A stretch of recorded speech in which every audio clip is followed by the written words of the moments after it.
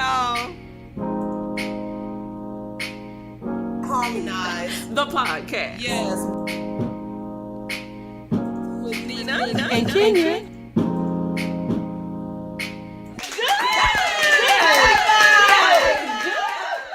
Masked and disguised for the Is we here? Is we here? Is we on? We Hey y'all. Hey.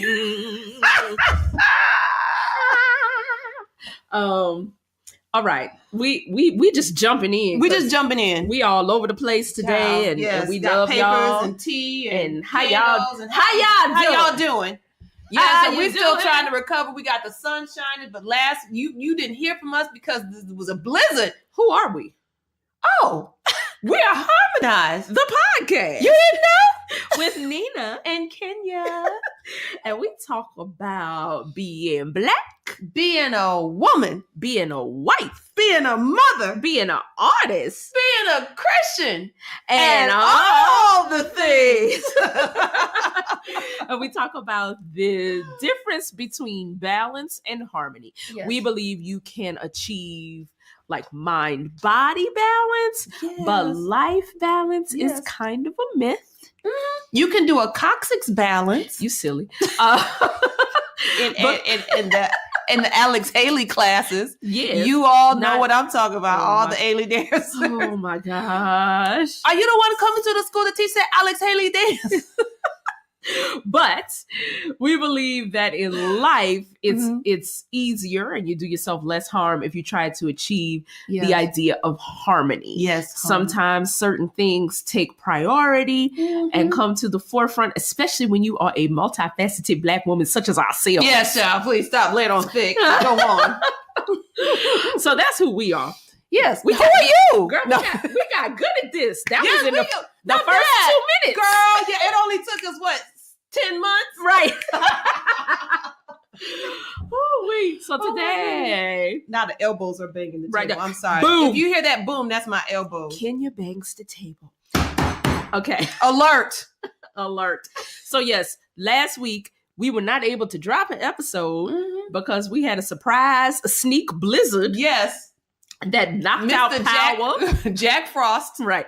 All over the city. Like, and all his frosty bunch. right. Everybody was having rolling blackouts.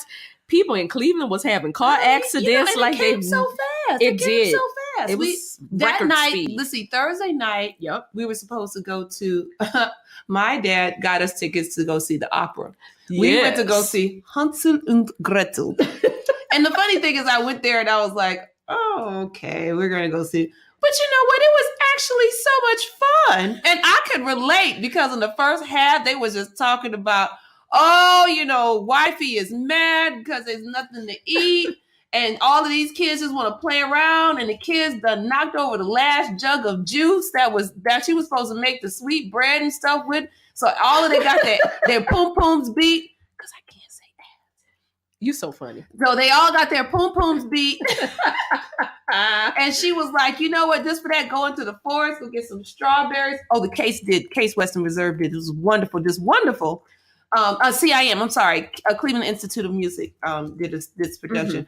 But it was funny because, you know, there was times, you know, the husband comes home, but the children have been sent to the woods to go get some strawberries. He comes home. He's like, wife, guess what? He has all of this food and all of these things because business was good because he went to a new section and she felt bad. Then they had to go out and look for the kids. So it was a little different from the story that I know. But I just found myself in testimony a lot because she was just like, oh Lord, I done, you know, my anger, this situation has made my anger so rough and tough and blah, blah, blah. I know, I went off. I realized that. But it was good. And then we go into the thing. My point was, we go in, we come out, it's a blizzard. It's a blizzard. It was a blackout. So all that night and that day was a blackout and we couldn't come to you all. So that's why you hadn't heard from us. Yeah. Yes. So Yeah. but we're actually here to talk about what today? What's the specific? What's the tea? Today? I'm What's the sorry. I was tea? reading. I was listening to you, but I Yes. was reading so I could have my thought together. Oh yeah. So we're talking about, because you and I have talked about this subject a lot, Mhm. and now find ourselves in position to be mentors. And the importance of and the value of having a mentor. But when I was working at the place where I was working before, yes, where we had, groups of young people coming in every season, brand new, so they would be there for 9 months with their apprenticeship and then they leave and go off and do their thing. Often they were looking for a mentor, but that was not the appropriate relationship because and so we began talking about this idea in leadership about what is a mentor versus what is a sponsor or an advocate. But I think particularly for Black young professionals in the arts, identifying a mentor and working with a mentor is really important. So the difference is that so I'm gonna just read this thing. Okay. I'm gonna read this thing, and it's from a consulting company, and I'll link it in the show notes, like I often do. But this is what it says: the most significant difference between mentors and advocates is the level of active involvement in the career of the protege. So, for example. And I don't know if I've talked about him on the show before, but my mentor is very dear to me. Dr. Gary Hyatt. How you doing? Yeah, I know you, Dr. Hyatt. And I don't know you, but right. I know you so well. But Dr. Hyatt has been, one of a couple, but my main mentor for over 20 years. And, we talk to each other at the very least once every 6 months. Wow, that's great. But more often at least once a quarter. Okay. Life has gotten full with my tribe, kids, right? And husband, household. Right, but that is a relationship that I cling to. Yeah. Because he has truly been a mentor, and a mentor in the sense that okay, well let me read this next part of this thing, right? Okay. So sponsors and advocates are usually in a position of influence within a particular organization, right? They're close enough to the protege so that they can clearly see career trajectory. And help them focus their efforts for the near future, for their professional goals, and sometimes life goals. Whereas a mentor will often be able to play that sponsor advocate role without the protege knowing, because they are so well connected within the industry, period, not necessarily just in the particular organization. Got you. Right. Okay. And they're able to help with those life goals as well as the career goals. I wonder if I've ever had a mentor. I don't think I have. Right. And when I think about it, I've had teachers and directors who've been very instrumental in my growth. I think the closest mentor that I would have would be Dr. McIntyre. She would be my closest one. Absolutely. Yeah. And even as I, am reading this thing a little further, it might be putting a little bit more emphasis on the sponsor advocate than the mentor, which is different from how I've always thought of it. I've always thought of it in the reverse. But I think that's not like exactly what I want to talk about. I mean, it's what I have come to understand, the longer that I've worked in theater and, I've taught young people and, I have those ones that are the special babies, I know who they are. You know who they are. They know they're on the list. They know they can call. They know when they're in town. Yeah. They have to come visit me just like they visit an auntie, that kind of stuff. Or at the very least call. Yeah. To let me know they're alive. Okay. that will call me for career advice, will call me to help them put things in a perspective so they can make a decision. Okay. Based on the experience I have in the field. So there are quite a few young people that I mentor. There are fewer that I might be a sponsor or an advocate for. Okay. So now that and you do that. I know you do that. Yeah. So now that I'm thinking about it, I think that I understand what they're saying, because if you're a sponsor or an advocate, as I read further, they're saying that you might actually like recommend that person. Okay. And put your personal reputation on the line for them. Gotcha. Like, I see. If you'll say, so I think you should hire this young person, and you know that based on your word, they will do it. Right. I think that's what I have done. Yeah. And I want to say that may happen. I'm sure that's happened to me. I'm just trying to think, because when you speak of your mentor, when you speak of Dr. Hyatt,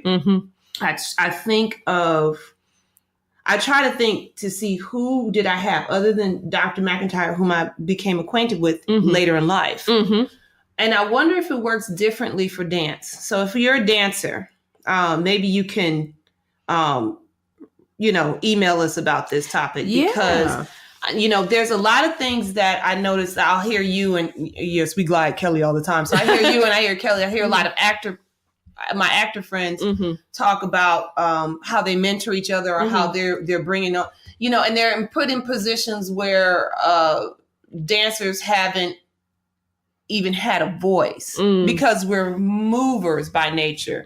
So we don't say a lot vocally. And because much of what we do is expressive, not to say that dancers are stupid or they don't talk or anything like that. It's not that at all.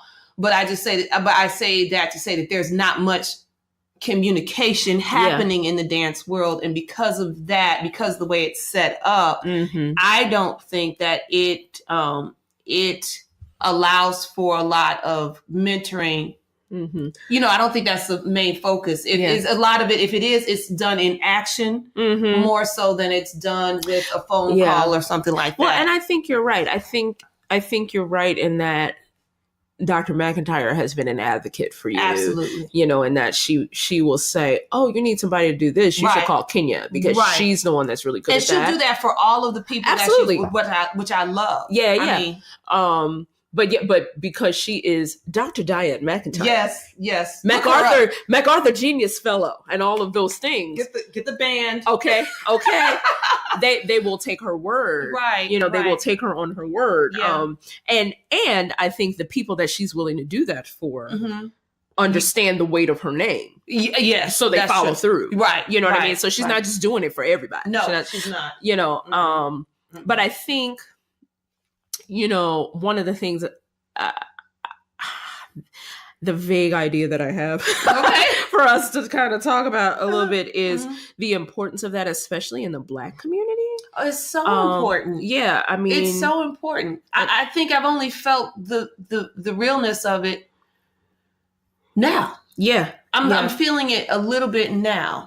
I find that with mentoring, I have to keep going. Okay. I'm sorry. This chair is going to scrape. I'll try to edit that out. Stretch your back, girl.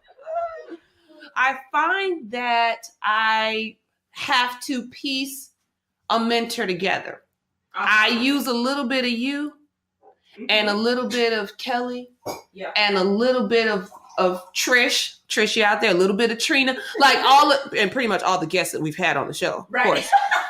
Little Zeta, little, T Barnes, because she's But you know what? That is a good point. Keep going. Yeah, I have to. That's okay. Go on, girl. Scrape that chair in. Come on, pull it up to the table. Kenya bangs the table. Nina scrapes the chair. But it's funny because there's a lot of things happening in the dance world recently that have been brought to my attention, and I don't know if this is the because the Black Panther came out, now Black folks are talking more, or I think that's valid. It is valid because it struck a chord, and a lot of people there's the what is it? What are y'all calling it? It's bad ballet dancers or bad dancers or dancers behaving badly at the gala when the Ailey dancers decided not to be at the gala, which I am just 100% for, because so tell the people who might not know what happened, what they did, because we are incredibly proud of them. Yes. What happened? Let me see. I don't know if I have the right story, but every year they do a gala. They do it's the annual. It's everybody benefit. The annual benefit. Benefit.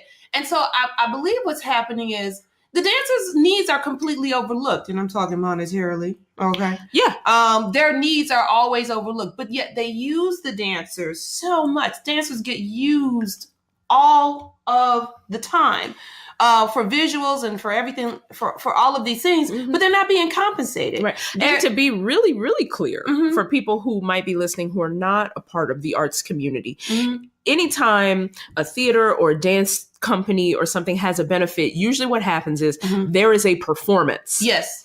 And all of the people who are on the board have spent like $1,000 or more for a ticket, or they've dropped like $10,000 on a table. Right. And then there's some type of silent auction and they're eating and they're drinking. And after you have blood, sweat, tears on the stage, you're expected to go shower, change quick, beat your face, put on a gown, and then come shishi with them all night. Right. So you can be paid minimum wage. Right. So you can, and this is so crazy to me, because the dancers are the heart and the soul of the company. Yeah. Which I read another article, one of my friends and colleagues, Brian Brooks. Y'all all know who he is. He's done.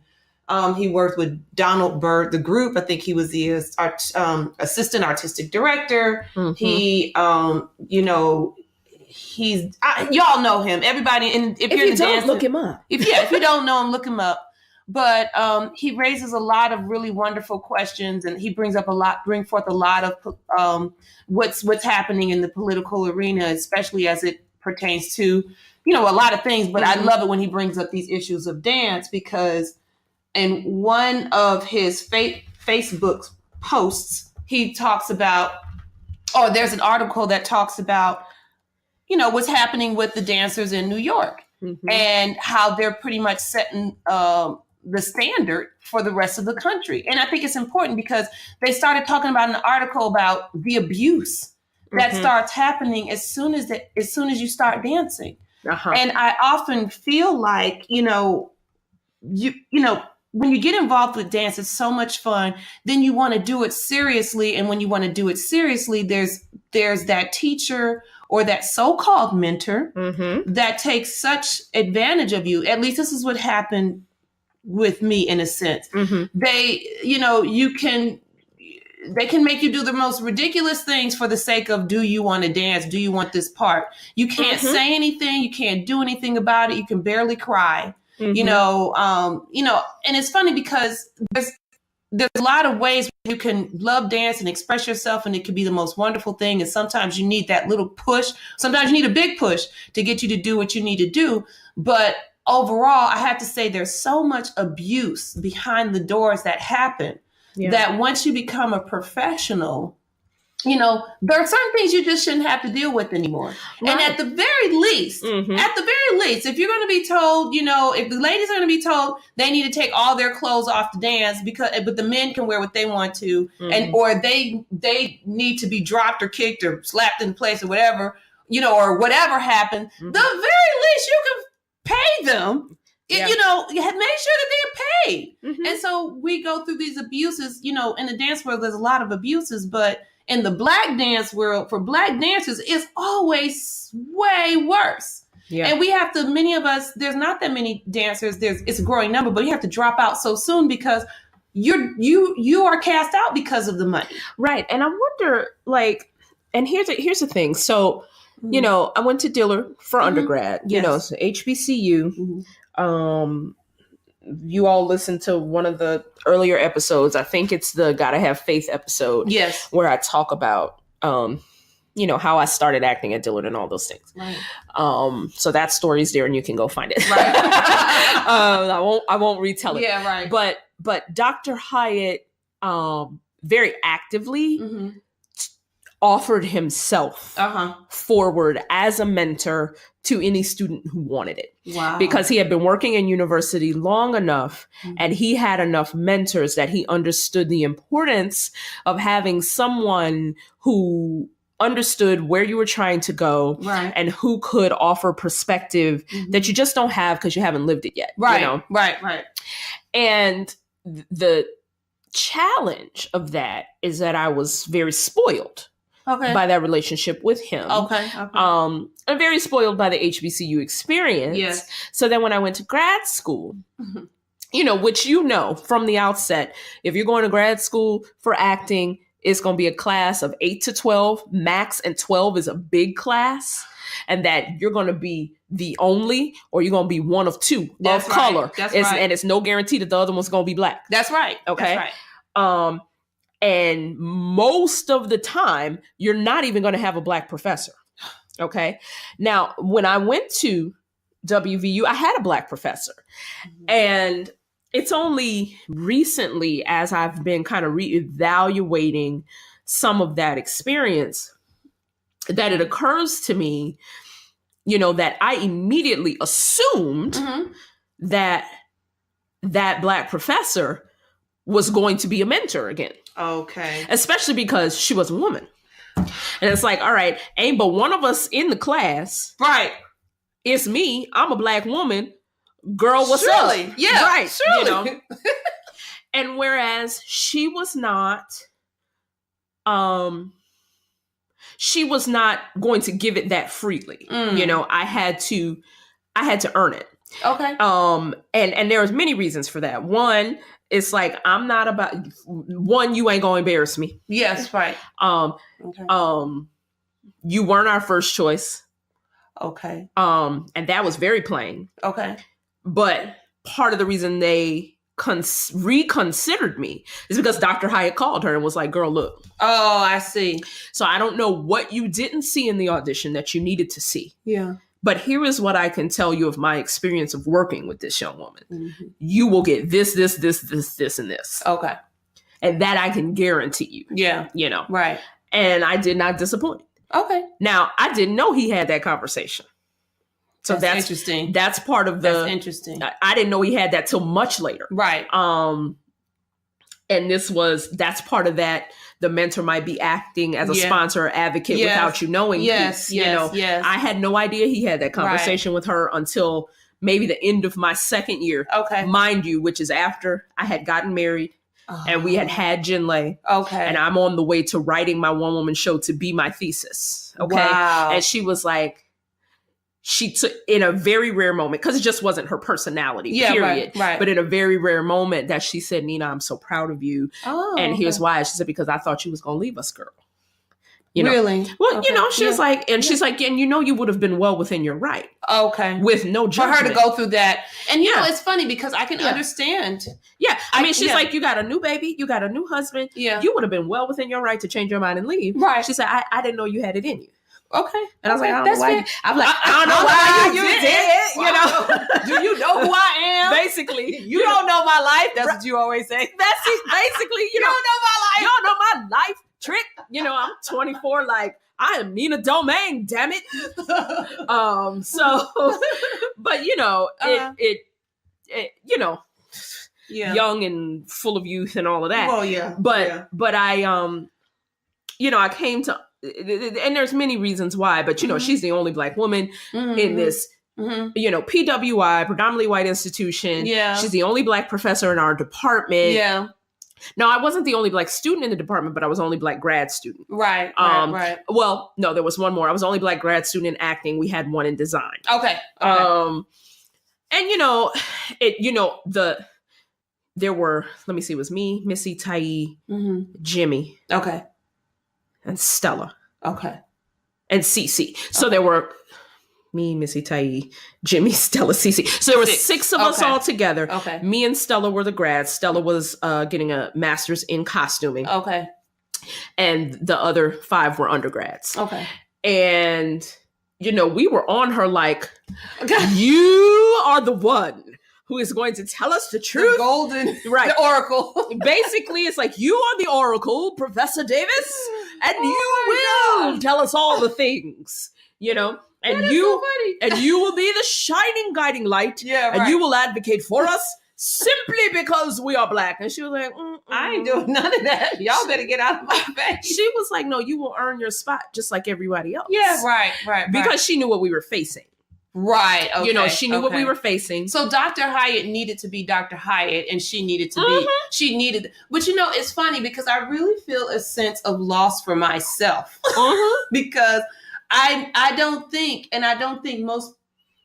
I can't speak for most people, but most people in my circle who are dancers, we have not had that type of mentoring. Yeah. We really haven't. And it's been a lot, you know, because for you know, dance is very time sensitive. Yeah. And so for me to even study, I couldn't go to a place that was for, you know, a diverse. And we're just talking about diverse. We're not even talking about brown girls. We're just talking about a little bit diverse. I couldn't go to a place because they were not accepting me. Yeah. And they weren't saying it. Right. But they, you know, they were barely accepting what they had. I mean, like, not only did you have to be white, but they wanted you like one color of white. Right. And your shoulders. and you better be blonde. You better be blonde. Well, in this case, you know, here about it seemed like your hair needed to be dark brown and your skin needed to be pale and your shoulders need to be totally sloped and that you had to have a certain type of arch in your foot. So I was like, I'm all the way out. All of like, you know, you too, mixed child, you out too. Right. Forget it. You know, so and that was the major company here, you know, one of the major companies here. But, you know, so you know, there wasn't another place. I know Diane McIntyre mentioned that she went to a place that was here in Shaker. And this woman was trained by Russian dancers as well. But, you know, all that she endured, once she was out of that circle, she had her own spot, which, you know, when I was in the making, was no longer there. Yeah. So for me, it was very hit or miss. And places like Dance Theater of Harlem and Alvin Ailey, they were in the making because they were born the years that I was born. Yeah. So no, my parents were not thinking of taking their 11-year-old child to somebody's basement, right? Somewhere in Harlem in the basement of somebody's church. When you got no, that wasn't happening. So my choices were where I was, and there was nobody else like me who could teach me. Yeah. And until I went to Tennessee State and I studied under Judy Gentry, Professor Gentry. Hello. You know, but you go to a black college and, you know, you get what you get. And then, you know, you're basically on your own. So I see the importance of it. And because I see the importance of it, I'm eager to mentor. But what has happened was when I'm so eager to mentor, I come across people who don't have it in them sometimes, at least maybe not right then. Yeah. So then I end up giving my goodies and putting my reputation on the line for free, or, you know, where it might possibly be damaging. I don't know if it has been. I hope not. If you have had that person or those people that I recommended. But a lot of times that is what it is. I know that there's a gamble involved, but a lot of times it's like you get one too many people who are just, they want to have a conversation on how they love dance and they want to do this and they want to do that. And they just want to sit and daydream talk with you. Yeah. And they're not taking the steps that you're providing them. Right. But they're taking what you said and using it, you know, for their benefit and not necessarily even giving, you know, any type of thank you or recognition or anything. So that's happened so many times that I can understand where your teacher, Professor Davis, especially if she's a woman. Yeah, my thinking is that it's happened to her too often as well. I'm sure, and you know, it was.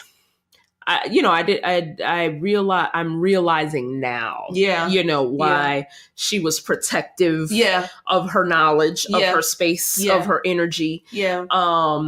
And that, you know, she was not necessarily, I mean, I don't know. She didn't want to be a mentor necessarily. Like I assumed wrongly that we would wind up having a very similar relationship to the one that I have with Dr. Hyatt. Right. And that we would talk, after, because here's the other thing, like, with grad school, it was the 8 of us, and we had 5 main professors, and then there were a couple of, visiting or whatever part-time professors that we did stuff with. But it was like us in intense study for 3 years. Wow. And, that's a lot of time to spend with a small group of people. And, you form a company. Yeah. Basically. I mean, it's the reason why you all may have heard this term. There's the quote unquote Yale Mafia, because when Yale graduates a class, they're not just graduating actors. They're graduating actors, playwrights, directors. Right. And it's like, once you've been through Yale and you've worked with those people, and then you get into the industry and there are the people who've worked with those people, you have kind of a instantly built community and a setup. Right. Why y'all think Adam Sandler works so much? He's part of Yale Mafia. You know what I mean? You'd be surprised who's in the Yale Mafia, Right. And, but because they have that well-oiled machine like that and that pipeline to Broadway. Right. There's hello, Angela Bassett. Hello, Lupita. Yes. Hello, Courtney Vance. Hello. Gosh. I'm still feeling Wakanda forever. Yes, child. The rainbows of life, right, from Wakanda. I'm still feeling it. And so it's like, and I guess part of me, mourns the fact that we didn't automatically have that that relationship. But it's okay. And I guess one of the things that, as I'm reevaluating that relationship with her, I realized that I was kind of mourning a little bit, because I was looking for that sister of circlehood. Yeah. And so that circle of sisterhood. Yeah, right. And I'm like, oh yeah. Right. This is what you call a mother needing sleep.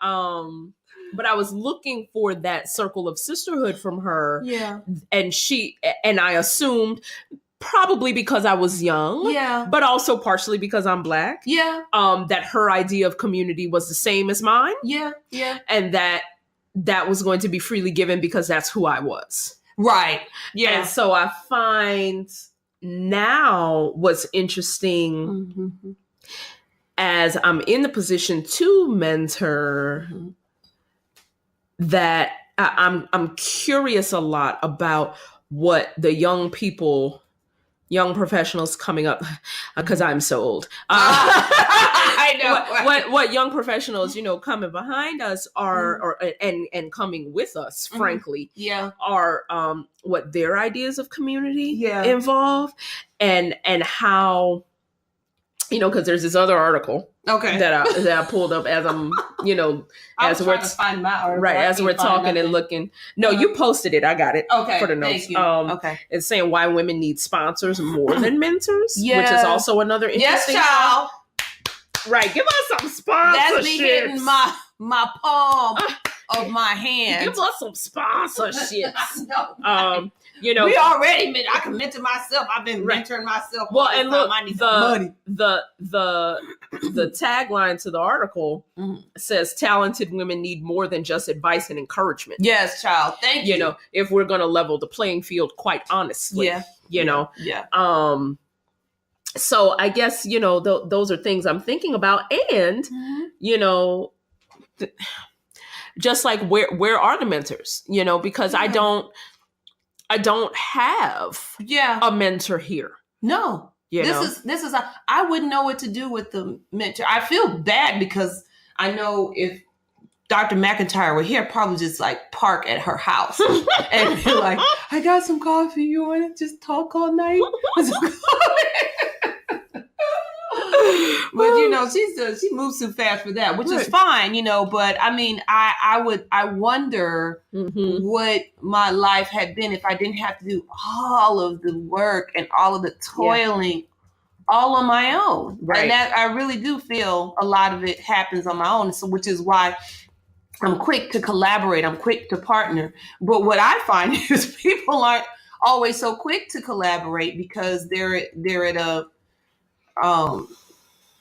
you know how you get when you get blocked and you feel like nobody can really help you.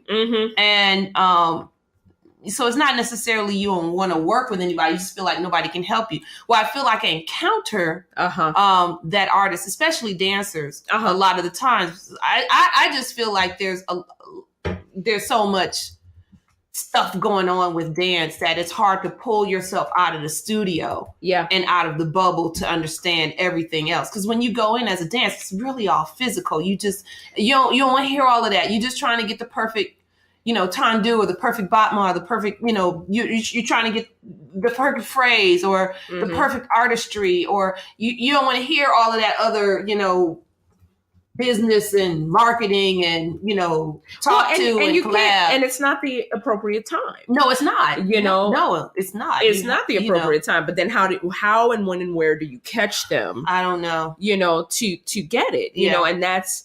I mean, I think part of the journey that you're creating for yourself and part of what you're learning, because you and I talk about all the time. We could just teach a class. On a daggone class. Or a workshop, about the professional etiquette and what I mean, because like that. I mean, because like there's a thing that happens a lot of times in theater now, and it's not necessarily. Well, here's the phenomenon: a young professional does a thing which seems perfectly natural to them. Yeah, like they will. Post a thing on Facebook about a new job, right? Okay. Or it's like, hey, I got cast in a thing, right. So there has now been, there's now like a new trend in theater where NDAs, non-disclosure agreements, are part of your contract that you cannot announce. That's right. That you've been cast. Right. Because we have a marketing plan. Right. Right. And part of the marketing plan is when we announce the cast. Right. So you can't just go on your Facebook and say, I got cast in this thing. Yeah. You will they will call you in, or they will text you and say, thank you thank you very much. Right. But thank you. Right. Take that down and you're fired. Yes. So something like that. Or they have email, but they don't check it. But they're online because you see them tweeting and Instagramming and Facebooking, but they're not checking their professional email. And it's like, I wish somebody would just tell them, so check your email. So when I have the opportunity, I often do. I say, come here, let me talk to you for a minute. Yeah, right. Like, it is your professional responsibility to check your voicemail and to check your email. Yeah. And it's like, well, everybody just texts. It's like, no. Everybody does not. Yeah. And here's why. Right. Because this is an institution with a 501c3 and a contract is a legally binding document. Yes. And things have to be put in writing legally. So I'm not going to send you a Facebook message offering you the role. I need you to check your professional email. See, you're trying to get a part, but we're trying to make sure that our doors don't get closed. Yes, thank you. So if you do not respond within 2 to 3 days, which is too long. Right. If you're in this industry. Business days, that's right. Those are right. If you don't respond within 2 to 3 days, we have cast someone else. Yeah. And me having a conversation with you and saying something like, oh, are you available? And you're like, yeah, I think I might be. And then wait. Okay. And I say, well, read the script. Okay. And follow up with me. Yes. But then a lot of times they might take that as, hey, they gave me the script and asked me if I'm available. Wait, girl, I'm cast. Oh, no. No, you're not cast. No, excuse me, boo-boo. Excuse me. I'm tapping the mic. Excuse me. There was a part you missed. Follow up. That's so true. Via email. What? And don't respond to something I posted. Yeah. And then say, well, why didn't you just tell me? Because I don't handle professional business on Facebook, darling. Yeah. That's why. Because that's unprofessional. Boo-boo. Like we say in New Orleans, oh no, baby, what is you doing? What is you doing? Nobody does that. To speak, and I have this on my resume as something I am fluent in. Okay. Okay. It's called African American vernacular English has been recognized as a dialect. Where they do that at? I love it. The answer is you do it. I do that a lot, which is funny because my parents never, ever. I can hear my grandmother now. Oh, Kenya is ruined the king's English. Listen, my father was an English major. I know I don't think he is turning over in the afterlife, but I think he is giving twitching. He's giving me a serious side eye. I know he is. Like, girl, I distinctly remember the day. Because I would code switch, when I would come into the house. Of course. I talk on the playground and whatever. And I come up, hi dad. And so one day I was like, oh no, baby, something on the phone. I was like, girl, boo, no, let me tell you what. As soon as I got off the phone, he was like, no boo in this house. Okay. And I was like, Daddy, that's just how we talk, Nina. Okay. In this house, that's all you do. Okay. Wait, my dad tells a funny story about how he was he was coming into the classroom. I don't know if you were a student of his. He was coming into the classroom. The student was on cell phone, and as he walked by, she was like, "Hey, boo!" And my dad said, I don't know what the child's name is. We call her Kanika. He was like, Kanika, have some decorum. And she said, oh, sorry, Dr. Woods. Hello, boo.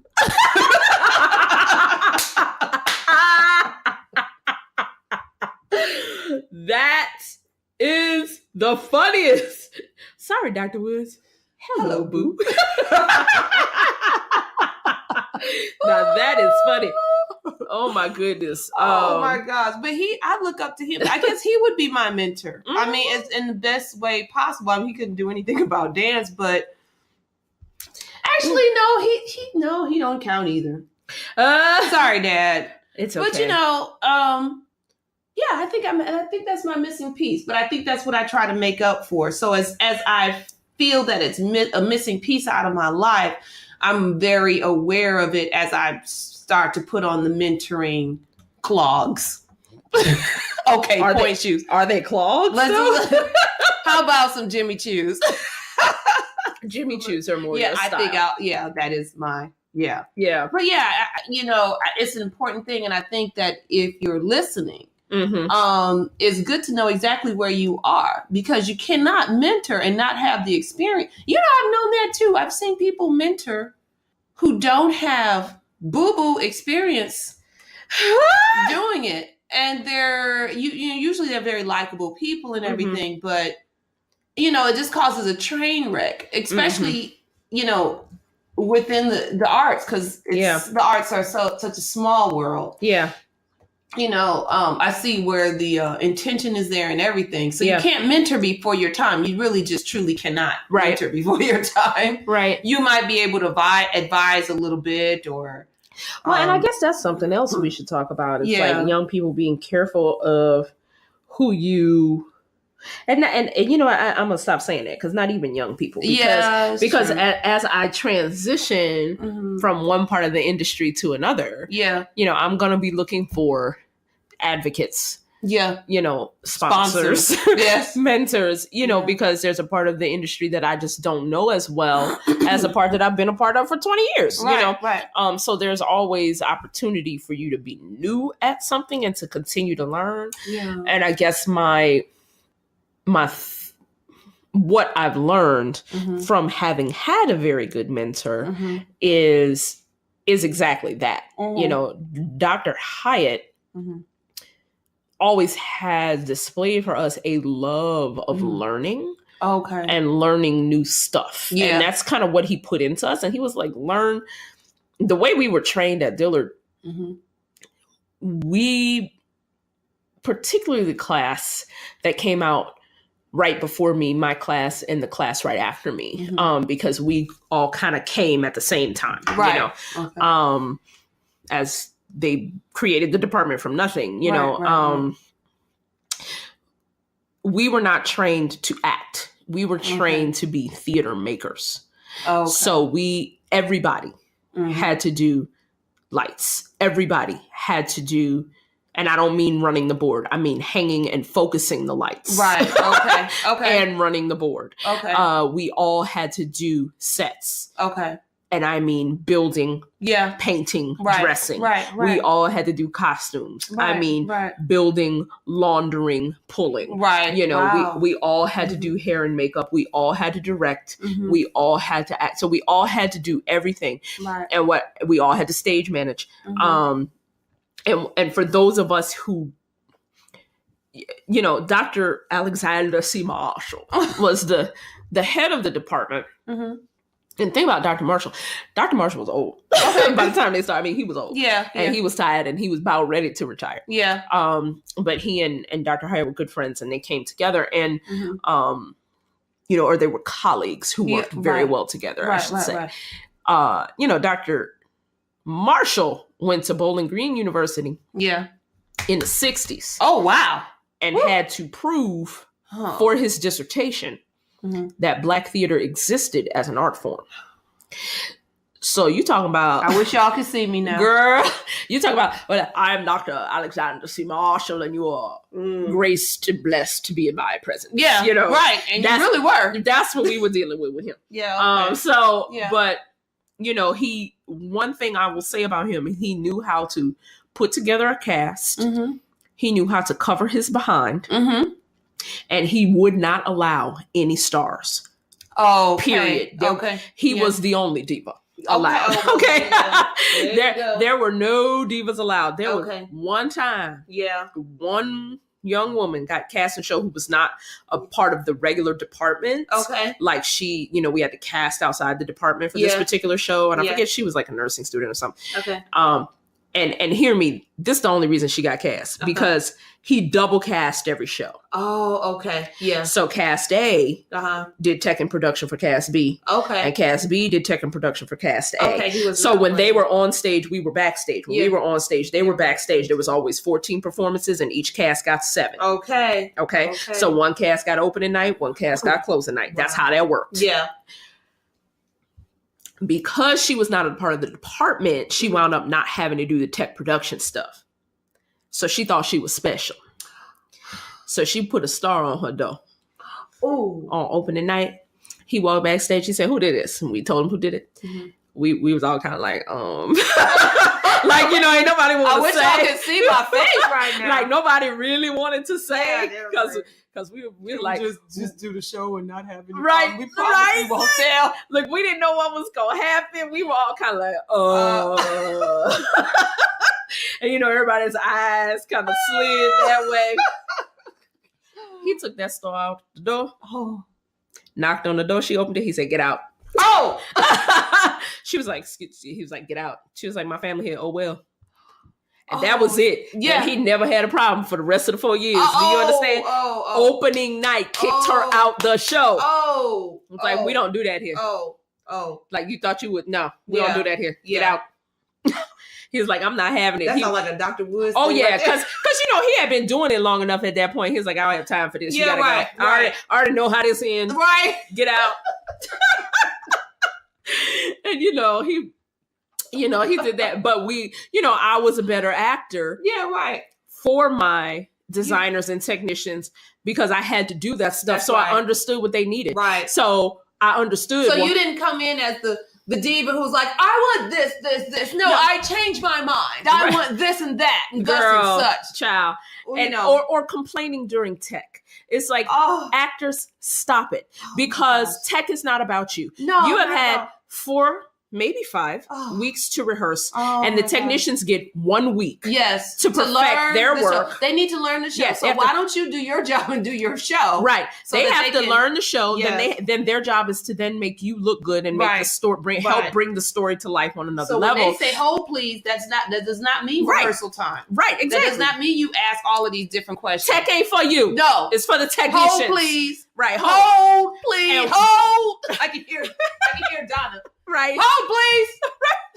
But But and so if they say, so for those of you who are not in the theater, who don't understand what happens during technical rehearsal, that is when all of the design elements get added to a live performance. So actors have been off rehearsing, designers and technicians have been working to build the lights, hang them, and all this kind of stuff. But then they have to focus them to the actors once they get in the space. By the way, this happens in the dance world too. Same thing. Yes. Okay.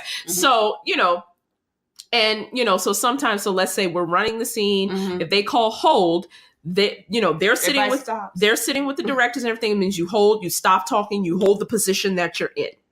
Yeah. And so they may say hold, but just hold stage, but relax. So that means like if you were in some type of like, I don't know, stage combat or some awkward position that you can't actually hold the position for longer than 5 minutes. They'll say hold stage, but relax or whatever. And you stand there and they might have to bring out, an A-frame ladder and refocus this instrument to make sure that the light is hitting you in the right place and whatever they have to do. And so it can take a long time. And there's always a part called the 10 out of 12. So that means you are there 10 hours out of 12. Yes, that's right. So any actor that is in a theater, that has been trained in theater, this is going to happen. So I don't understand actors who complain about tech. Yeah, like this is happening. This is a part of it. Well, this is part of the magic. So shut up. I've been a part of settings where this has been disheartening. This is Nina and Kenya mentoring. Shut it up. Shut it up. Sit it down and shut it up. But I've been in process where the production meeting is happening during tech. And emotions are high. People walk, people change. Money is being drained. All of that stuff. And it's well. And now that I know that I don't have to work like that, because I didn't know that you didn't have to work like that until I decided to go ahead and along with my professional career. But you just find it's amazing. Yeah. I wouldn't have ever known if I hadn't experienced it. So what I try to do is to work in the most professional way that I can. Yeah. And then the people that I teach or train or have any dealings with, I try to, let them know that this is what happens. This is how it's happening. This is what you want to expect. Yeah. No, you cannot ask these types of questions here. If you have questions, we need to do them now at the production meeting or at this meeting or at that meeting. All of that stuff does not happen during tech. Right. And for tech, for me, because I dance and I'm everywhere, that could be rehearsals that happens before at the church before we do a concert. Yeah. That could be rehearsals for a community space. I mean, it's the professionalism that you're trying to achieve in order to keep it a beautiful, I don't know, a positive experience. And I got news for people who think they're going to transition out of theater into film with that foolishness. Oh, come on now. Okay, because if you think tech is long. Listen, my favorite story to tell young students is my very first film experience. So my very first film, and I was nothing but an extra, was Eve's Bayou. Love that movie. Okay. Casey Lemons. Yes. So is the director, Casey Lemons. Okay. And so, the scene that I was in is the market scene when she steals the pineapple. Pineapple thief. Right. The scene in the movie is maybe 1 minute and 38 seconds. Hear me. I want to know. How long were you there? I'm about to tell you. The scene in the movie is 1 minute and 38 seconds long. So they picked us up from Dillard's campus at 4:30 a.m. We drove an hour to location, to Bayou so we could get there by 5:30 a.m. There were 75 extras in that scene. Okay. From 5:30 to 6:30, they put the 75, this is 75 people, through hair and makeup in an hour. That is like record time in an hour. They put the weather. What is hot? It's Louisiana. It's hot. That's what I was like. But it's early, so it's still kind of cool. Yes. Like 80. So picked up at 4:30 to set by 5:30, through hair and makeup by 6:30. Okay. So then from 6:30 to about maybe 7:15, the stage manager and the PAs are finishing, setting up, looking at the plans, and then they put us in place on the set. They had the director of photography come look. Yeah. He moved a few people around. Yeah. they marked what Eve's path was going to be running through the thing with the pineapple, right? So then we had 2 rehearsals. And so by the time all of that is through, like when Eve passes you, you'll do this. When Eve passes you, you'll do this. When Eve passes you, you'll do this. This is what we want to see in the shot. Okay. So we had a couple of rehearsals with the stand-in who just basically kind of walked by so they could time it. Okay. And so by this time, it's about 8:30. So then they freshened everybody's makeup because it's Louisiana and it's hot. Yeah. So by this time, it's about 9:00. Okay. So Eve's stand-in comes back. And so we do, without the stand-in, we do a couple wide shots.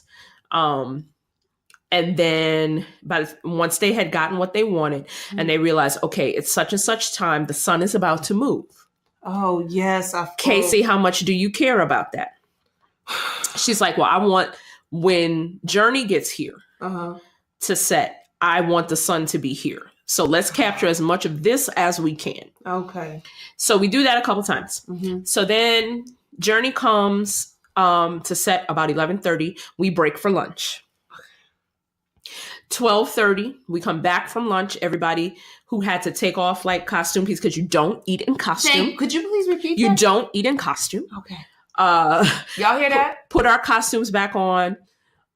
They sent us through hair and makeup again. So now it's about 1:30. We got here.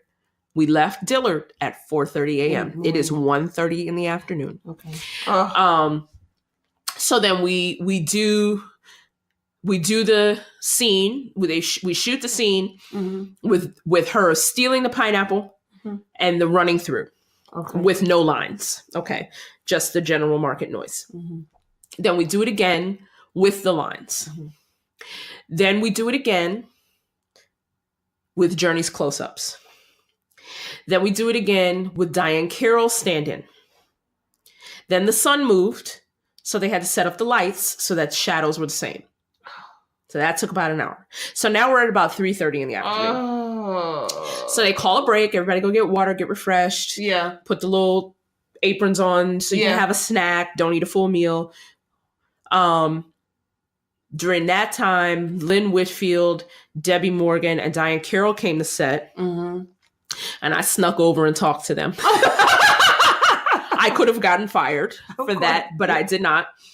Because Lynn Whitfield's family grew up next door to my dad's family. Oh, I see. So I went over and I was like, and she was looking like, now you know you're not supposed to. And I just kind of grinned at her. Lynn Whitfield, thank you. Right? I just kind of grinned at her. And I was like, hi, Miss Morgan. Hi, Miss Whitfield. And Diane Carroll was sitting in the chair getting her makeup and she was just grinning and shook her head. And they were like, look at this little baby. Think she gonna be an actor. Look at her. She's so sweet. They knew they could feel it on me, Right. And I was like, I don't want to bother you. I just want to say hello. You grew up next door to my father's family. She was like, the Domains! Girl, how's this one? How's that? I was like, and she was like, Debbie, come here. This is Nina. She is a student at Dillard. And I grew up next door to her family in Baton Rouge. And she was like, girl, you a student? What you a student of? I said, theater. She's like, that's right, girl. This is what you do. You be an extra. You go to all the sets. Dude, that's what your mentors were like. I want godmothers like that. Right, Where's my dance godmothers? Right. But then this is what's funny. So then they called to the stage manager and they were like, come here, move her. Put her behind Journey.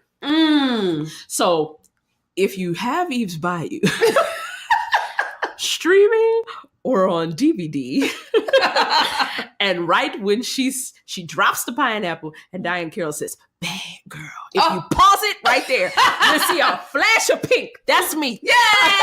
Nina's a star. Right. So then we went back, we did it again, we did it with Diane's close-up, we did all the stuff. So by the time we were done, it was 6:00. Okay. So 4 a.m. to 6:00 for the 1 minute and 38-second scene. That's why I'm not into film at all. Wait, and listen, it ain't no sci-fi fantasy, nothing. It's just us. Right? Look, when I did that commercial, the LeBron James commercial, I was like, oh, no, I need to be a model again.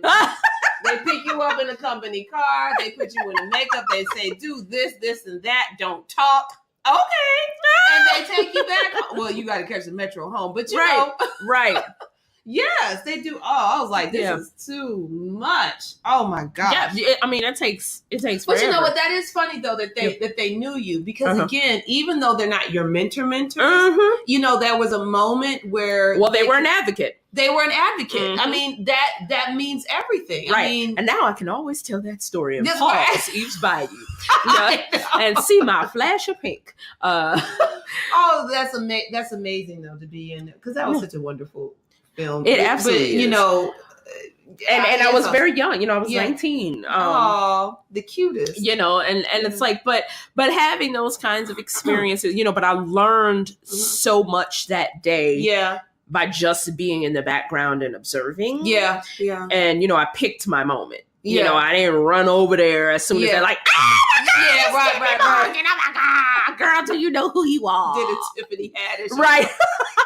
Girl, look, there's a video. She is so funny. She hopped the red carpet and stood in front of Meryl Streep and said, Miss Streep, I just got to tell you, I love you. You're going to be my mama. I love her. Oh, Tiffany so Haddish, funny. Lord have mercy. You're hot right now, girl. How do you even stand it for yourself? Child. I don't even know. But, you know, it's like, you know, you just, all of that to say, you want to look at, like, because like, I devour anything and everything that, you know, Ava says. You know, like, like one of the things Ava DuVernay says is, stop asking people if you can have coffee and pick their brain. Oh, okay. Yeah, she's like, don't do that. She said because that lets me know immediately that you don't know what you want to do. Right, that's true. But if you say to me, I have some work and I don't know what my next step is. Okay. Do you have any advice? Then I might offer. Yeah, for us to go to coffee. Oh yes, thank you. You know what I mean? It's like, but like, can I have some coffee and pick your brain? Right, I'm Amy. You know, and just ask you all these general questions. You know, what have you been working on? You know, right. You know, and that makes a lot of sense. Yeah, you know, it makes a lot of sense because what you know, like you know this. You've been with me when this has happened. Yeah. Oh, girl, I got cast in this play and I want to, you know, can I bring you the script and you can help me like, you know, break down my character and understand my lines and, I wish you know, and my y'all. notes and stuff. She holding her head. And so what I've learned to say, because I understand what they're asking, even if they don't. Right. So what you would like is to learn how to analyze your text. You would learn how you would like to learn how to do character analysis, and you need some help memorizing your lines. Don't that make you want to go to school? Black acting school. You're so funny. Or I say, I can absolutely help you with that. Okay. Here's my fee. There.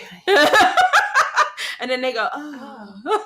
You mean it wasn't for free? No, it wasn't. We ain't that kind of mentor yet. You know, and when they ask me, you know, because, you know, you want me to take your entire script. Yes. Not, Nina, I am having trouble with this particular scene. Right. And here's what I'm having trouble with.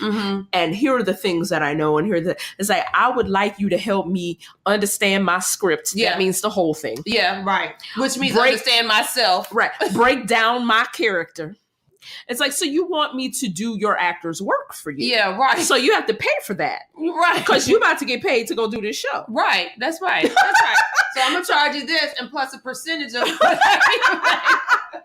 you know, but when I explain it to them like that and they understand what they're asking, one of two things happens. They either get more specific. Oh, okay. Or they say, oh, I have some work to do, don't I? You sure do, babe. Yeah. You sure do. Get back to me. Yeah, get back to me. The best, seriously, get back to me if that's what you right. know. And the best thing I can tell you to do, because I don't know, they think it's like they're gonna come sit and talk with me one time and get this like magic formula, and then they're gonna go in and wow everybody. Yeah, it's like no. What you need to do is listen to the director. Yeah, listen to the directions of your director. Right, and work with your cast. Right. A lot of times it's as simple as that. Right, because you're in a play with other people. Yeah, right. And these discoveries happen in the process. Yeah, right. And then they go, oh. But, you know, and that's what happens when, you know, you're you've been to school for something else. Yeah. You're trying to pursue this That's now true. and you don't know. Right. And I recognize it. Right. If you don't know. But, yeah. And have enough sense to have that little conversation with them. And they go, oh, okay, I see what it is now. Uh-huh. And then they either become a client. Okay. Mm-hmm. Or they just go do their work. Right. Right. But they do have enough sense to know, well, she's done some things I want to do. Yeah. So she knows how to do the thing I'm trying to do. Mm-hmm. So let me talk to her and find out what she knows. Right. And if she can help me learn how to do what she knows how to do. Yeah. And I guess that's where all of that roundabout conversation was going. Yeah, right. Well, it makes sense too, because if you are in a position to mentor, it's good for you to not say, get out of my face, beat it, kid. You don't want to say that either. Right, because you can tell when people are serious. Yeah, that's true. You can absolutely tell when they're serious. I mean, like I have a client who has become a friend. Uh-huh. But we met first through business. Mm-hmm, mm-hmm. And I had to keep the boundary clear more for myself. Yeah. Because the client is not unclear about what he's asking of me at all. Right. And he first approached me as, I saw you perform. Mm-hmm. I need to coach with you. Right. Okay. Because you got something I need. Right. And it's like, I don't have a lot of money, but this is my budget. Can you work with that? And I was like, absolutely. Yeah, right. You came to me about business. Yeah, that's about business, right. And for myself, because it has taken me a long time to understand the value of what I can offer. Like you said, like you find yourself giving your stuff away for free. That's another pod. But for myself, I say, so look if we are having a social conversation. Right. And it starts over text. Yeah.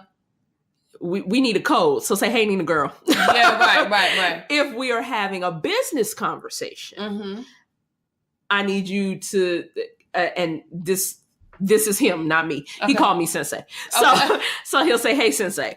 And so then I know, okay, this is business. Okay. Because I will. Yeah. Because this is what I love, obviously. Yeah, and I'm passionate. Right. I will allow the social conversation to morph into the business conversation. And it happens so much. And so easily. And very easily. Right. But to this person's credit, once I described, like, this is not, I'm not saying anything about you. I'm saying for me, I need to do this so that I can protect my asset. Right. He's like, cool. Yeah, right. No problem. Okay. I understand this boundary. Right. Absolutely. Because he's an adult person. Yeah. So he very easily, sensei, I need to schedule an appointment so XYZ. Right.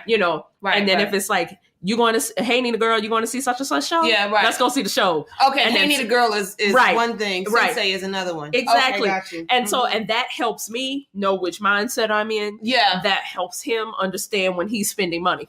Right. Let me know. Because you can often, and that is another tricky thing. Yes. About mentorship. Yeah. Advocacy and sponsorship or whatever, right. is you can grow to be friends with these people. Right. And so then how does that shift? Yeah, right. What you're doing. Yeah. And I mean, even you and I'll say it. Like, yeah. Like, you'll be like, okay, this is not Kenya, your friend. Right. This is Kenya, your business partner. Coach or right. You know what I mean? Right. This is Kenya, your coach. Yeah, right. And you'll say blah, blah, blah, et cetera, et cetera. Yeah, and I go, okay. Yeah. And then I know what I'm listening to. Yeah. You know what I mean? And I'll do it for you. This is not Nina, your friend. Yes. This is Nina, the coach, and we can do that because we know each other so well, but it can be harder. Yeah. As those things develop. It's true. Or tricky, I guess. Tricky is a good word. It can be tricky. Oh my goodness. All right. I know you got to go get them churn. Girl, there is so much more to talk about. But we can part two this. I think let's part two it. Yeah. There's just so much to talk about, and like based on all of these things, because we're really hitting on a lot of insights. I think so too. And it's stuff that you all need to know, and it affects us because we're women, we're Christian, we're Black, we've children, Right. you know, and all of the things. Yeah. Because it all kind of bleeds into each other, Mm-hmm. you know. Well, let's do this because I've been wanting to open a mailbag. What's that? What's that?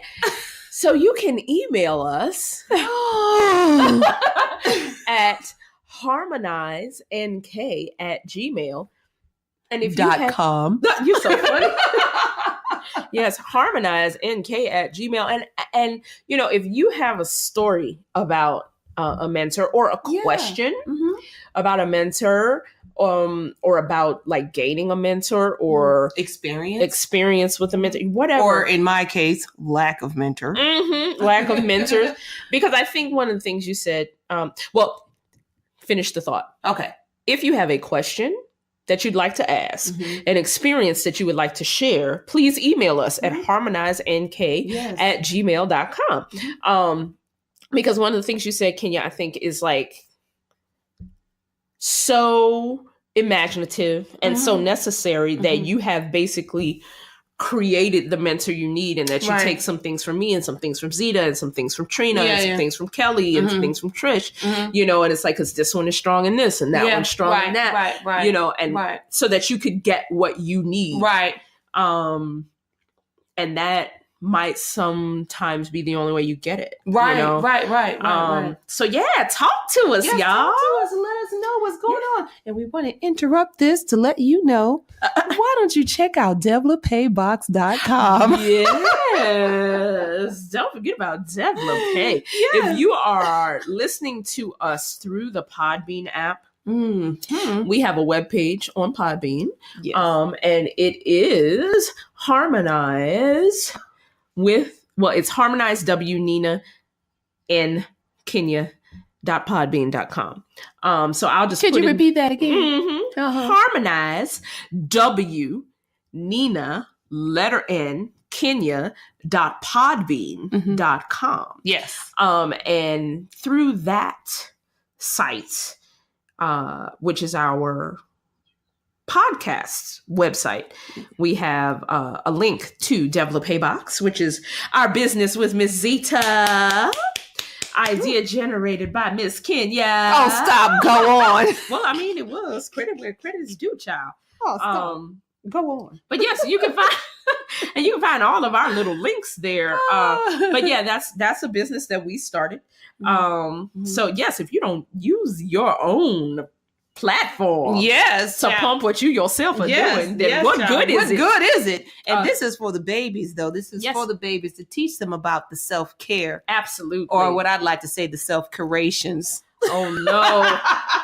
So we do have a Kenya glossary, or how to understand what the Kenya is saying page for all of her made up words. Here they come, y'all. Time to go. The kids are home. All right. So